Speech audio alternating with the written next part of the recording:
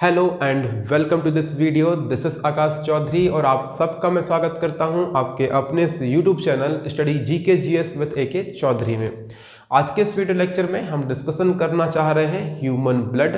अब तक आपको बायोलॉजी के 2 वीडियो लेक्चर्स मिल चुके हैं और उन 2 वीडियो लेक्चर्स में हमने डिस्कशन किया है मानव कंकाल तंत्र पर। ओके, चलिए स्टार्ट करते हैं आज के इस वीडियो लेक्चर को और डिस्कशन प्रारंभ करते हैं मानव रक्त पर।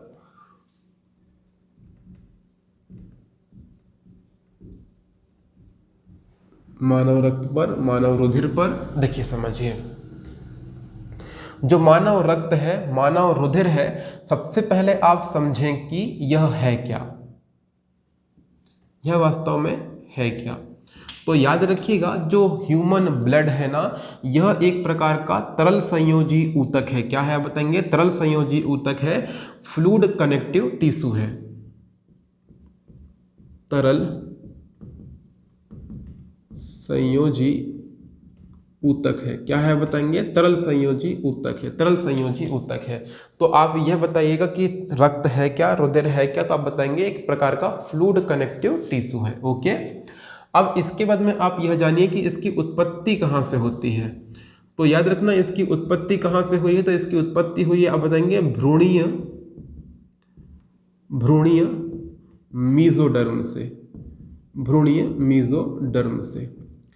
अब ये भ्रूण क्या है? तो याद रखना, जब बच्चा माँ के गर्भ में होता है तो उस अवस्था में बच्चे को हम बोलते हैं भ्रूण, और भ्रूण का जब निर्माण होता है तो उस समय उसकी एक जो परत होती है उसको हम क्या बोलते हैं? मीजोडर्म।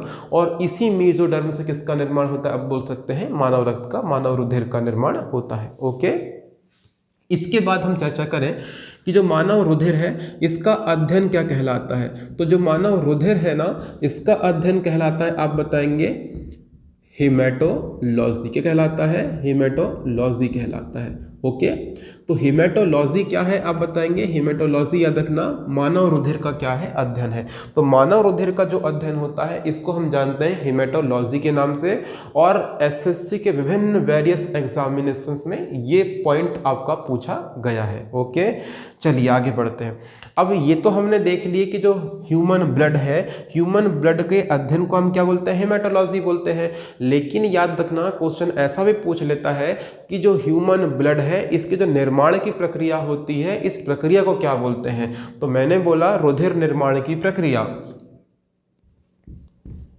रुधिर निर्माण की प्रक्रिया। तो रुधिर निर्माण की जो प्रक्रिया है ना, इसको हम क्या बोलते हैं? अब बताएंगे हीमोपोइसिस। क्या बोलते हैं? हीमोपोइसिस के नाम से जानते हैं। तो हीमोपोइसिस के नाम से हम इसको जानते हैं। तो रुधिर निर्माण की जो प्रक्रिया होती है इसको हम क्या बोलते हैं? हीमोपोइसिस के नाम से जानते हैं।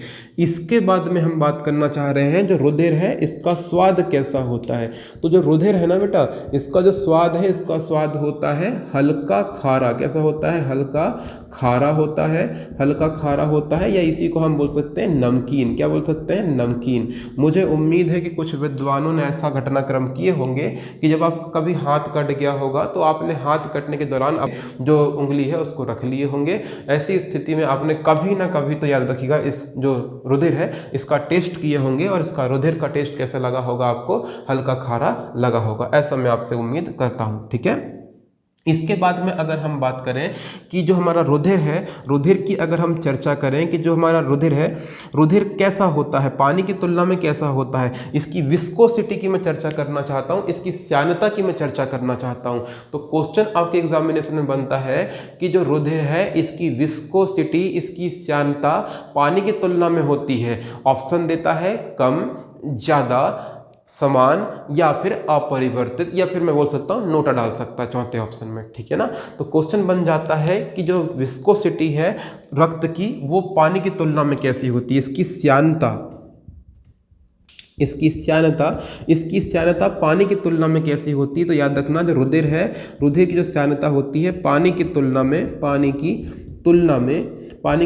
कैसी होती है? आप बताएंगे ज़्यादा। कैसी होती है? ज़्यादा होती है। इसका इंग्लिश का वर्ड याद रखिएगा, विस्कोसिटी। क्या बोलते हैं इसको? विस्कोसिटी बोलते हैं। ओके, क्लियर है? तो विस्कोसिटी बोलते हैं।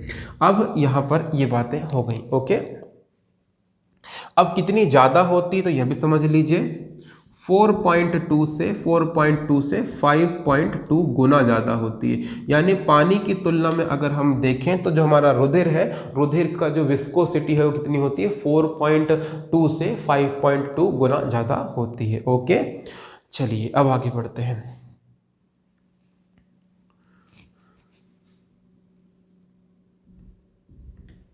ठीक,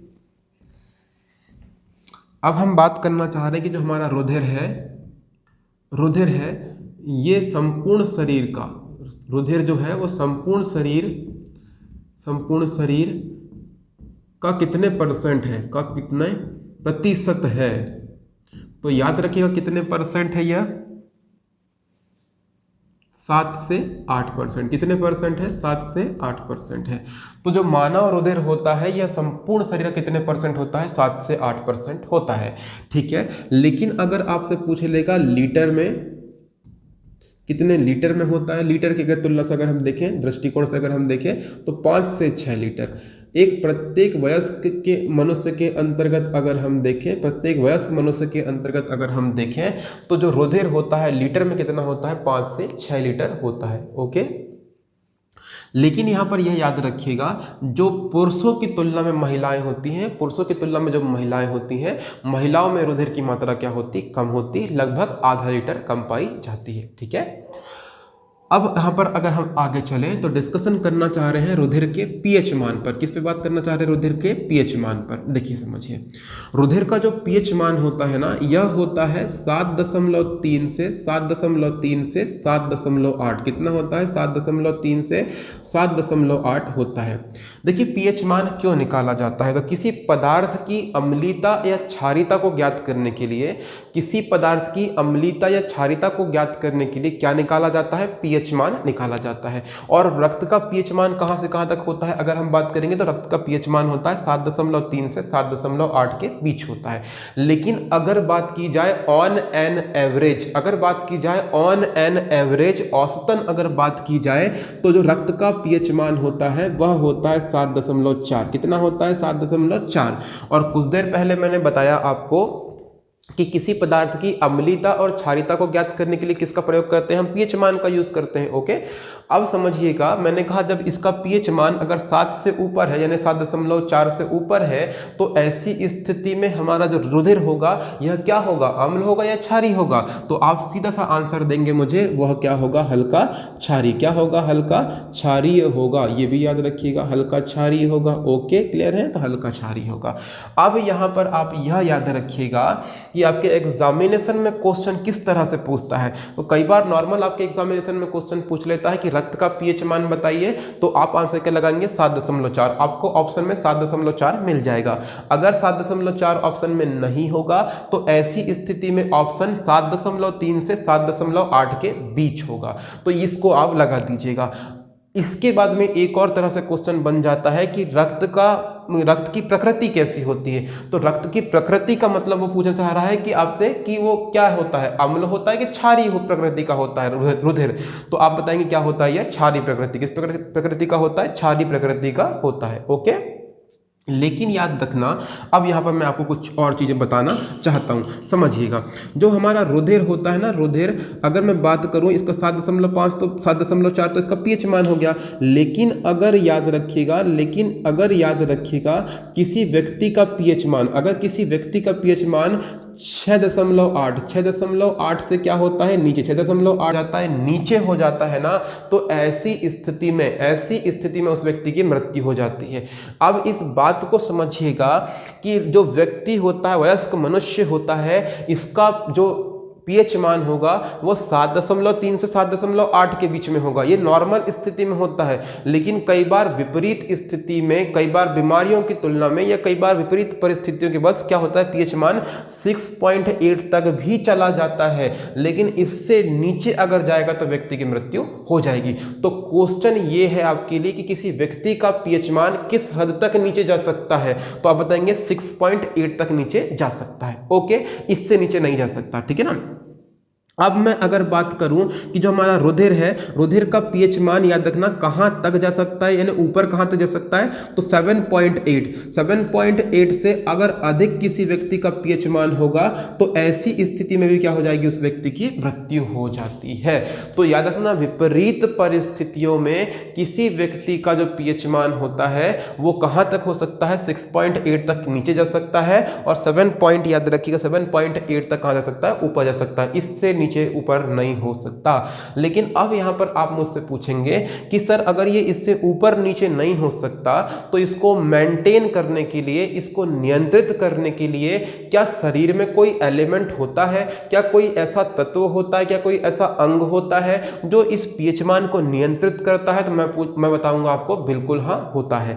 तो याद रखिएगा मनुष्य के शरीर में जो रुधिर का पीएच मान होता है इसको याद रखना नियंत्रित करने के लिए एक एलिमेंट होता है जिसको हम जानते हैं बफर्स के नाम से। किसके नाम से जानते हैं? बफर्स के नाम से जानते हैं। तो ये बफर्स पाए जाते हैं, और ये बफर्स क्या करते हैं आप बताएंगे, जो रुधिर होता है, हमारा रुधिर होता है, उसके कहना चाहिए जो पीएच मान है उसको कहना चाहिए नियंत्रित करने का काम करते हैं। ओके, अब ये बफर्स क्या होते हैं याद रखना, तो क्या होते हैं यह, तो जो बफर्स होते हैं यह बफर्स मनुष्य के शरीर की जो विभिन्न क्रियाएं होती हैं उसको नियंत्रित करते हैं, साथ ही साथ ये पीएच मान को नियंत्रित करने का कार्य करते हैं। ठीक है, तो ये बात करें बफर्स पर, अपने आप में 1.5 घंटे का वीडियो लेक्चर है, लेकिन ये नीट लेवल का है याद ना, नीट वाले जो स्टूडेंट है, रीट वाले जो स्टूडेंट है उनके काम का है, आपके काम का नहीं है। ओके, तो मैंने कहा कि जो रक्त का पीएच मान होता है इसको नियंत्रित करने का काम कौन करता है, आप बताएंगे बफर्स करता है।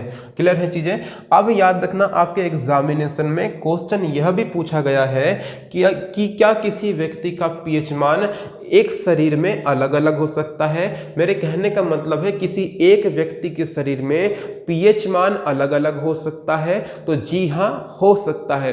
क्वेश्चन इसी बात को आधार बनाते हुए आपसे पूछा गया था। क्वेश्चन पूछा गया था कि अगर तुलना की जाए धमनी की और सिराओं की, अगर तुलना की जाए धमनी की और सिराओं की, तो इन दोनों की तुलना में कहां पर रक्त का पीएच मान अधिक होता है? तो मेरे कहने का मतलब है कि अगर हम याद रखिएगा, अगर हम किसकी तुलना करेंगे, धमनी और सिराओं की, धमनी और सिराओं की, धमनी और याद रखिएगा सिराओं की अगर हम तुलना करेंगे, दिखाई दे रहा है आपको यहाँ पर धमनी और सिराओं की? नहीं दिखाई देगा। ओके, मैं ऊपर लिख देता हूँ। ठीक है, तो जो धमनी है ना, धमनी, ये जो धमनी होती है, और याद रखना क्या होती है, सिराएं होती हैं, सिराएं होती हैं। अगर इनकी हम तुलना करें, अगर हम इनकी तुलना करें तो कहां पर रक्त का पीएच मान अधिक होता है? तो ऐसी स्थिति में आप आंसर लगाएंगे कहां पर, धमनी में। जो हमारी धमनियां होती है ना, इन धमनियों के अंदर जो हमारा रुधिर का पीएच मान होता है वो क्या होता है, ज्यादा होता है।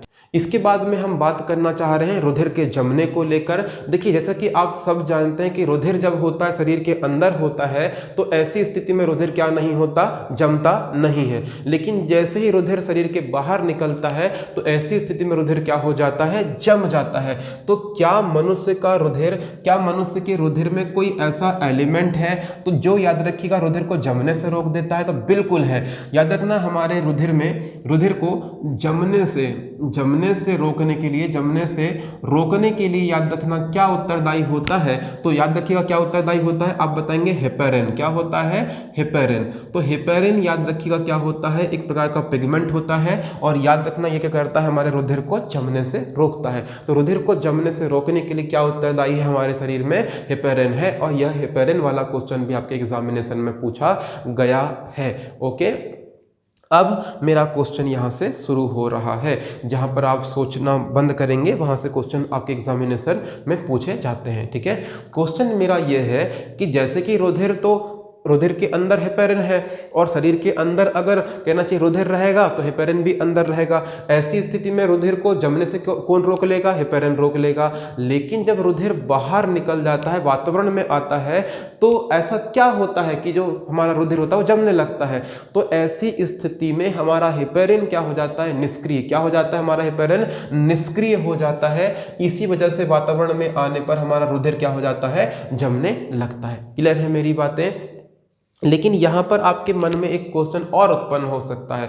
वह क्वेश्चन ये उत्पन्न हो सकता है कि सर आज हम आधुनिक समय में रहते हैं और इस समय में हम क्या करते हैं, रुधिर का दान करते हैं, ब्लड डोनेट करते हैं। अब ब्लड डोनेट करते हैं तो ऐसी स्थिति में रुधिर तो ब्लड बैंक में जमता नहीं है, तो ऐसे कैसे नहीं जमता? तो याद रखिएगा, जो ब्लड बैंक होता है, ब्लड बैंक में कुछ रसायनों की मदद से उस ब्लड को जमने से रोका जाता है। अब वह रसायन कौन कौन से हैं ये आपके लिए जानना इंपॉर्टेंट है। तो चलिए मैं अब आपको बताता हूं कि वह रसायन कौन कौन से हैं। ठीक है, तो यह रसायन कुछ इस प्रकार से हैं। पहले रसायन का नाम है सीपीडी। क्या नाम है? सीपीडी। दूसरे रसायन का नाम क्या है? एसीडी। दूसरे रसायन का क्या नाम है? अब बताएंगे एसीडी नाम है। और तीसरे रसायन का नाम है, अब बताएंगे ईडीटीए। क्या नाम है? ईडीटीए। ओके, अब इनके फुल फॉर्म देख लीजिए। यह फुल फॉर्म आपके एग्जामिनेशन पॉइंट ऑफ व्यू से इंपॉर्टेंट है। पहला जो रसायन है इसका नाम है सीपीडी। सीपीडी का फुल फॉर्म है सिट्रिक फॉस्फेट डेक्सट्रोज। क्या नाम है? Citric phosphate dextrose. तो ये क्या है? सीपीडी का फुल फॉर्म है। दूसरा रसायन कौन सा है? तो दूसरा रसायन है एसीडी। एसीडी का फुल फॉर्म है एसिड सिट्रिक डेक्सट्रोज। क्या है? एसिड सिट्रिक डेक्सट्रोज है। और तीसरा जो रसायन, प्रमुख रसायन है, उसका नाम है ईडीटीए। फिर से बोल दे रहा हूं, ईडीटीए। इसका फुल फॉर्म है ethylene diamine tetra acetic acid. Ethylene diamine tetra acetic acid. Okay, ये तीन रसायनों का प्रयोग किया जाता है कहां पर? आप बताएंगे ब्लड बैंक में, और ब्लड बैंक में रुधिर को जमने से रोका जाता है। यहां पर आपके एग्जामिनेशन में एक और क्वेश्चन पूछता है, और वह क्वेश्चन पूछता है कि रुधिर को ब्लड बैंक में कितने तापमान पर रखा जाता है। तो याद रखिएगा, इन रसायनों के साथ में जो रुधिर होता है, रुधिर को याद रखना कितने तापमान पर? तो 4 डिग्री सेल्सियस, 4 डिग्री सेल्सियस के तापमान पर रखा जाता है रुधिर को जमने से बचाने के लिए। क्लियर है मेरी बातें?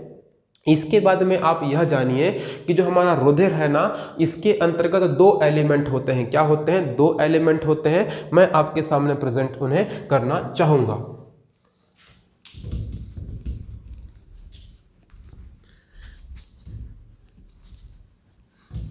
जो हमारा रुधिर होता है ना, रुधिर जो होता है, याद रखना, जो हमारा रक्त होता है, यह जो रक्त होता है, इसके अंतर्गत 2 एलिमेंट होते हैं। अब कौन कौन से एलिमेंट होते हैं इन्हें समझ लीजिए। तो रुधिर बना होता है किसका? आप बताएंगे प्लाज्मा। किसका बना होता है? प्लाज्मा का। और याद रखना, पूरे रुधिर का अगर बात करें कितना परसेंट प्लाज्मा होता है, तो आप बताएंगे लगभग 55%। कितने परसेंट? लगभग 55%। क्या बना होता है बताएंगे? प्लाज्मा बना होता है। इसके बाद जो शेष हिस्सा है वो किसका बना होता है? रक्त कणिकाओं। किसका बना होता है? रक्त कणिकाओं का बना होता है। रक्त कणिकाओं का बना होता है। इनको हम क्या बोल सकते हैं? ब्लड कार्पोसल्स। क्या बोल सकते हैं? ब्लड कार्पोसल्स बोल सकते हैं। तो ब्लड कार्पोसल्स का बना होता है। कितने परसेंट हिस्सा होता है यह? तो आप बताएंगे 45। कितने परसेंट होता है? 45% हिस्सा होता है। ओके, क्लियर है चीजें?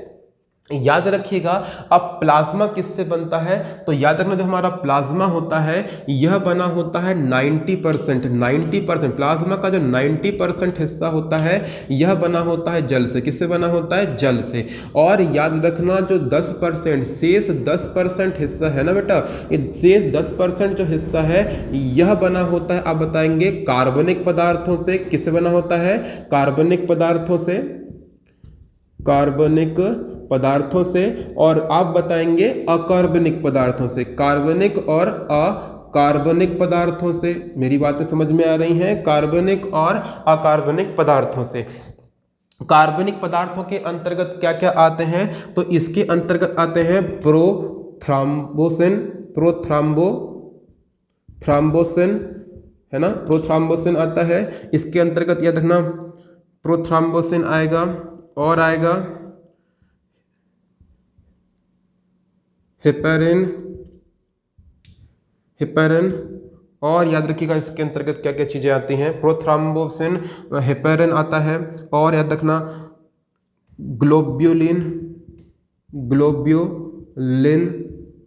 ग्लोब्यूलिन इत्यादि चीजें आती हैं। ठीक है, अब अकार्बनिक पदार्थ के अंतर्गत क्या क्या आते हैं? तो इसके अंतर्गत आते हैं, याद रखना सोडियम। दूसरा आता है पोटेशियम क्या आता है, पोटेशियम आता है। फिर आता है बताएंगे तीसरे नंबर पर कैल्शियम, कैल्शियम, मैग्नीशियम, मैग्नीशियम, ये क्या आते हैं बताएंगे, अब बताएंगे अकार्बनिक पदार्थों के अंतर्गत। और भी बहुत सारे हैं, ऐसा नहीं है, और भी बहुत सारे हैं, लेकिन आपके लिए जानना इतना अनिवार्य है। ओके, अब आ जाइए रक्त कणिकाओं में, रक्त कोशिकाओं में, रक्त कोशिकाओं में। तो थोड़ा सा ध्यान दीजिएगा इस बात को, जो हमारी रक्त कणिकाएं, रक्त कोशिकाएं होती हैं ना, ये कितने प्रकार की होती हैं बेटा, तो याद रखना ये 3 प्रकार, कितने प्रकार की होती हैं, 3 प्रकार की। पहली होती है आरबीसी, दूसरी होती है डब्ल्यूबीसी, और तीसरी होती है ब्लड प्लेटलेट्स। क्या बोलते हैं इसको, ब्लड प्लेटलेट्स बोलते हैं, या इन्हें हिंदी में बोल देते हैं रक्त बिंबाणु। क्या बोल देते हैं, रक्त बिंबाणु बोल देते हैं बेटा, है ना, रक्त बिंबाणु बोल देते हैं। ठीक है, ब्लड प्लेटलेट्स के नाम से इन्हें जानते हैं। ठीक है ना, याद रखना ये मुख्य रूप से 3 प्रकार की होती हैं। ये भी याद रखना कि ये मुख्य रूप से 3 प्रकार की होती हैं, याद रखना। लेकिन अगर मैं बात करूं तो एक और प्रकार की होती है, तो इसको बोलते हैं स्पिंडल सेल्स बोलते हैं। क्या बोलते हैं, स्पिंडल सेल्स बोलते हैं। मुझे पता है आपने मुख्य रूप से यही पढ़े हो, अधिकतर विद्वान 3 ही पढ़ाते हैं, लेकिन याद रखना मैं 4थी प्रकार की पढ़ाऊंगा आपको। स्पिंडल सेल्स होती हैं, वो स्पिंडल सेल्स कब होती हैं, कैसी होती हैं, मैं उस पर चर्चा बाद में करूंगा। अभी पहले ये 3 पढ़ लीजिए आप, अच्छा इत्मीनान से, है ना। अब मैं बात करना चाह रहा हूँ आरबीसी। आरबीसी का सबसे पहले आप फुल फॉर्म, अभी हम बात करना चाह रहे हैं इनके इंट्रोडक्शन पर। अभी मैं केवल आपको ऊपरी तौर पर इंट्रोडक्शन दे रहा हूं आरबीसी, डब्ल्यूबीसी और ब्लड प्लेटलेट्स का। इसके बाद में आरबीसी का एक अलग से लेक्चर आएगा, उस पर आरबीसी के कार्य पे बात करेंगे, सारी चीजों पर बात करते हुए चलेंगे, लेकिन अभी मैं आपको ओवरऑल व्यू दे रहा हूं बस। ओके, तो आरबीसी क्या है आप बताएंगे। जो आरबीसी है ना बेटा, आरबीसी, ये आरबीसी याद रखना क्या है, एक प्रकार की कोशिका। क्या है, एक प्रकार की कोशिका है, याद रख लीजिएगा, ये कोशिका है। और याद रखना किसकी कोशिका है, रुधिर की। किसकी कोशिका है, रुधिर की कोशिका है। अब याद रखना ये जो रुधिर की कोशिका है, तो इसका पहले फुल फॉर्म बता दीजिए। तो इसका फुल फॉर्म होता है रेड ब्लड कार्पोसेल्स। इसका क्या फुल फॉर्म होता है, रेड ब्लड कार्पोसेल्स। इसको हिंदी में बोलते हैं लाल रक्त कणिकाएं। क्या बोलते हैं, लाल रक्त कणिकाओं के नाम से, कणिकाओं के नाम से जानते हैं। मेरी बातों को बड़े गौर से सुनिएगा, मैंने कहा हूं लाल रक्त कणिकाएं, रेड ब्लड कार्पोसेल्स बोला हूं। याद रखिएगा, आपके एग्जामिनेशन में क्वेश्चन किस तरह से पूछेगा, तो आपके एग्जामिनेशन में क्वेश्चन पूछता है कि आरबीसी का फुल फॉर्म बताइए, और वह एग्जामिनर है, वह आपसे बहुत ज्यादा चालाक है, वह सबसे पहला ऑप्शन देता है रेड ब्लड सेल। क्या देता है, रेड ब्लड सेल्स देता है। और अधिकतर स्टूडेंट ये गलती करते हैं कि सी फॉर वो कार्पोसेल्स याद नहीं रखते, क्या रखते हैं, सेल याद रखते हैं। और सबसे पहला ऑप्शन उनको रेड ब्लड सेल्स दिखाई देता है, पट से आंसर लगाते हैं और बाहर निकल के बोलते हैं भाई मेरा तो सिलेक्शन है, कोई बात नहीं, पार्टी कहाँ चाहिए, है ना, अपनी रसोई में। तो ये होता है। फिर बाद में टीचर से पूछते हैं तो पता चलता है कि बेटा वो तो गलत हो गया, कहाँ लगा के आए थे। तो ये सब चीजें है ना। तो फुल फॉर्म क्या है बताएंगे, रेड ब्लड कार्पोसेल्स है, सेल नहीं है। ओके, मेरी बात क्लियर है। अब इसके साथ में इसका एक और नाम है, इसका एक और नाम है, इसको बोलते हैं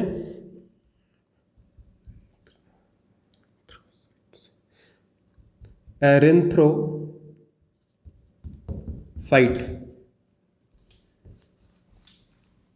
इसके बाद में आप यह जानिए कि आरबीसी का एक अन्य नाम भी है, वह नाम है एरेंथ्रोसाइट। क्या नाम है, एरेंथ्रोसाइट्स। तो एरेंथ्रोसाइट्स भी किसको बोलते हैं हम, आरबीसी। किसको बोलते हैं, आरबीसी को ही हम बोलते हैं। तो आरबीसी का एक अन्य नाम क्या है बताएंगे, एरेंथ्रोसाइट। फुल फॉर्म क्या है, रेड ब्लड कार्पोसेल्स। ओके, अब इनके बारे में बात कर लें कि जो आरबीसी है, आरबीसी का निर्माण कहाँ पर होता है, तो आप बताएंगे रेड बोन मैरो। कहाँ पर होता है, रेड बोन मैरो में होता है। मैंने आपको पिछले वीडियो लेक्चर में यह अच्छी तरीके से बताया था। ओके, इसके बाद में हम बात करना चाह रहे हैं डब्ल्यूबीसी। किसकी बात करना चाह रहे हैं, डब्ल्यूबीसी।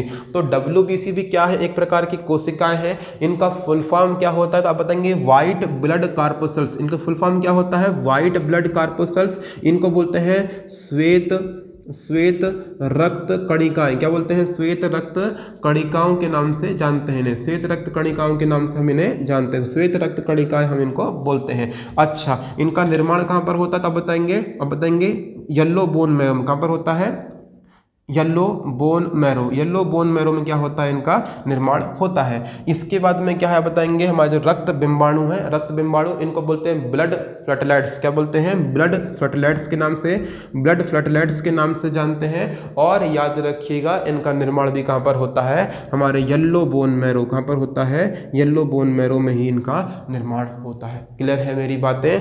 तो आज हमने देखे हैं ब्लड का केवल और केवल इंट्रोडक्शन। इसके बाद में हम चर्चाएं और भी लंबी करने वाले हैं, लेकिन आज के इस वीडियो लेक्चर में इतना ही रोकते हैं। ये केवल इंट्रोडक्शन वीडियो था। इसके बाद में हम चर्चा करेंगे आरबीसी, डब्ल्यूबीसी, ब्लड ग्रुप्स, इन सब में चर्चाएं करते हुए चलेंगे। यह टॉपिक भी आपके एग्जामिनेशन पॉइंट ऑफ व्यू से वेरी वेरी इंपॉर्टेंट है।